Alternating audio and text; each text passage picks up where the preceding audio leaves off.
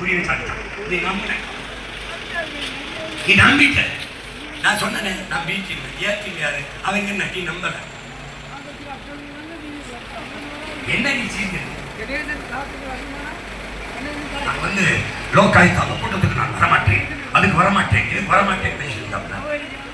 ஈடின்னு ஒரு ரைடை போட்டாங்க, உடனே ஓடி வர மோடின்னு போயிட்டாங்க நிதி ஆயோக் கூட்டத்துக்கு. நிதி ஆயோக் போகலைல 3 ஆண்டு போகல.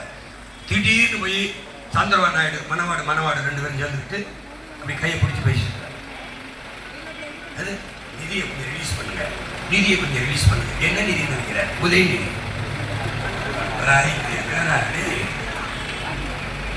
வைத்தியம் தான், சுத்த வைத்தியம். இன்னும் நம்பிக்கிட்டு அங்கே பாரு பெரியவர்கள் கேரளாவில் கம்யூனிஸ்ட் பினராயி ஐயா சொல்றாரு, இந்த பிஜேபிக்கு எதிரான கட்சி காங்கிரஸ் நம்புற மாதிரி ஒரு பைத்தியம் எதுவும் நடக்கிறாங்க.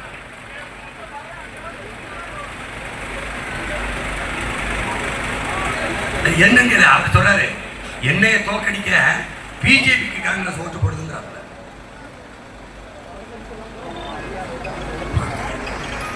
எனக்கு சொல்றாங்க, இந்த தமிழ்நாட்டிலே கல்வி அறிவு பெற்ற மாவட்டம் முதன்மையான மாவட்டம் கன்னியாகுமரி தான். இங்கேதான் பெரும்பாலாக குடிச்சு என் பிள்ளைகள்லாம் செத்து, எங்கள் வீட்டு பிள்ளைய பல லட்சக்கணக்கான பிள்ளைய விதவையா தாடி எடுத்துருக்கு. அது மாதிரி தொடரணும். எப்படியா அப்படியா? என்ன வேண்ட என்னத்தை வேண்ட? நீ ஒன்று செய்ய ஜெபிச்சு இந்த நாங்கள் கட்சி பிள்ளைலாம் செத்து போக வேண்டி போய் நிம்மதியா போய் தொலை போ.